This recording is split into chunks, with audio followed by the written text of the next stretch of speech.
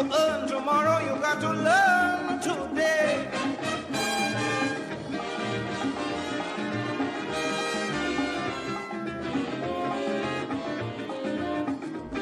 All right, everybody, so welcome back. So we do have on the line this morning the president of the Trinidad and Tobago Unified Teachers Association, Mr. Martin Lumpkin.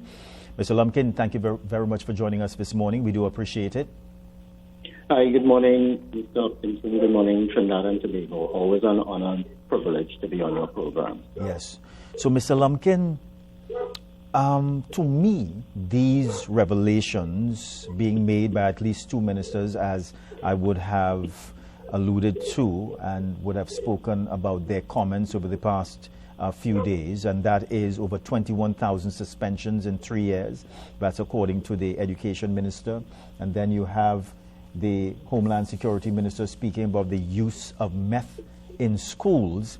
Let's deal with the issue of suspensions first, because while we have spoken about school violence in the past, while we have spoken about suspensions, I think it would be safe to say that these numbers that we are seeing, they are alarming figures.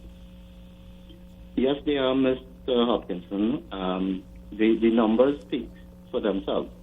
But we also have to remember that suspension is not only for violence and indiscipline. There are other aspects which the school will deem to apply suspension. We have to look as well to the breakdown in terms of the categories for suspension.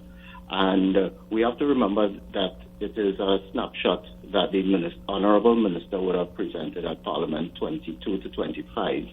And we just came out of COVID. And so we have to also look at the impact of COVID on the psyche of the students in terms of how that lockdown would have impacted on them as well too. So when we have these statistics, we need to further break down and look at it. But it is a worrying statistic that we are seeing at this time.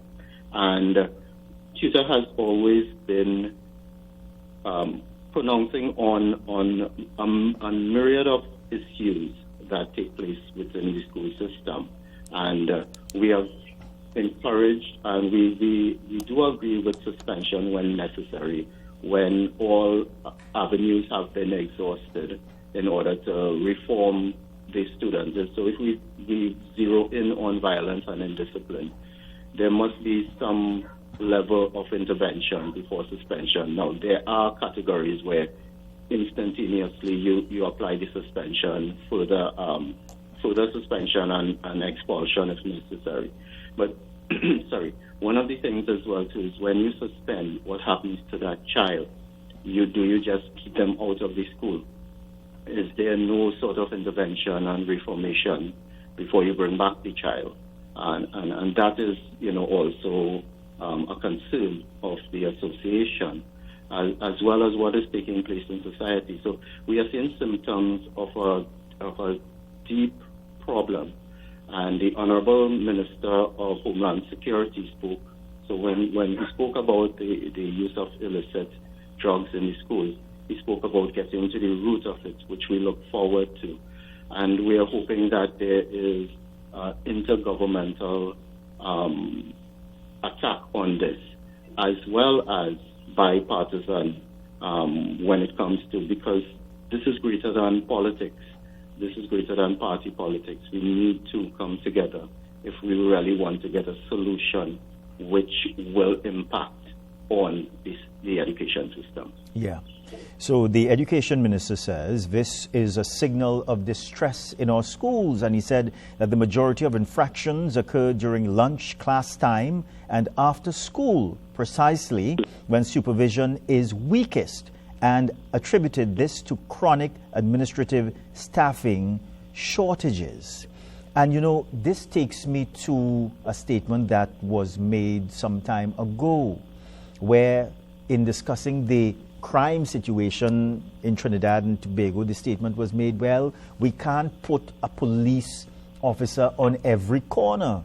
And similarly, at the nation's schools, Mr. Lumpkin, you can't put a teacher at every corner at the school, or a principal at every corner of an institution to supervise students on a daily basis. It's just not, it cannot be sustained. But it tells me that something maybe mentally, I don't know if it is the right word that I'm using, that something is wrong with some of our students. They need help.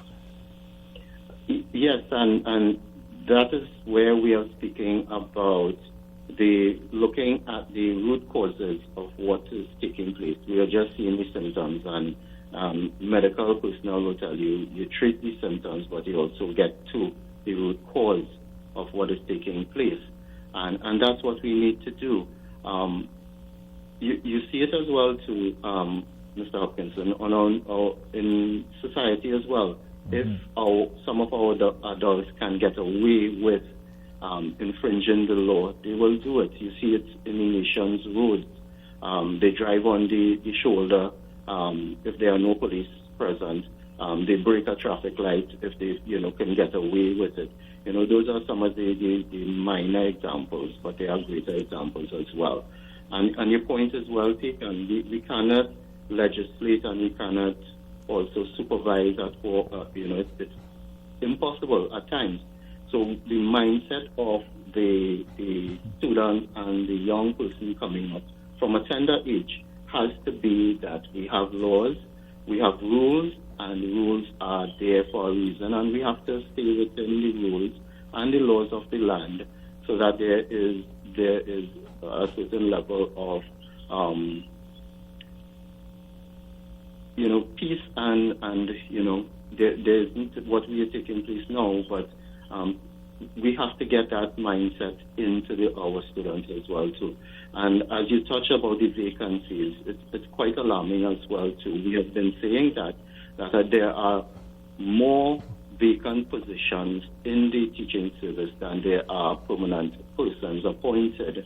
My IR officer also always speaks about Hollywood, Nollywood, and Bollywood.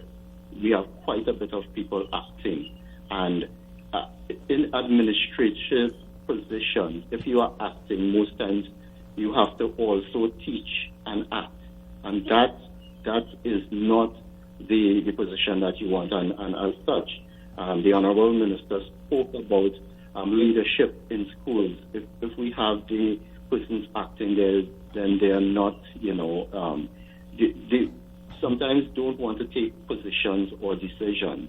Now, we met with the Teaching Service Commission recently, and they were saying to us there are some information and documents that need to come to them before they can appoint acting or in permanent positions.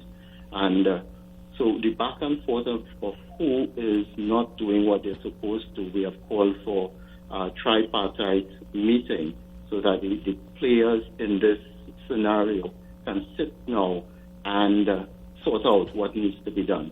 But I want to also make a plug for the Teaching Service Commission as well. They are under-resourced and they are understaffed. And as well, the commissioners are part-time. They only meet 2 times for the month. This situation is not ideal. It does not lend to the proper running of the Teaching Service Commission, which will then affect all of these issues of promotion, etc., etc. Yeah.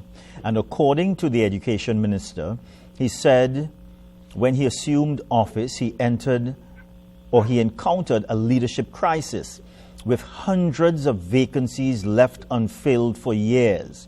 He said at the secondary level alone, 83 of 125 principal positions and 59 of 144 vice principal posts remain vacant.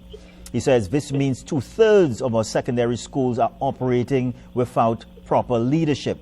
He said the primary school sector fared no better, with 222 out of 450 principal positions and 252 of 330 senior teacher posts unfilled. Mr. Lumpkin, what's the problem here? Is the problem finances to pay these individuals to make them permanent? At this time, would want to not guess in that aspect. I know it is in terms of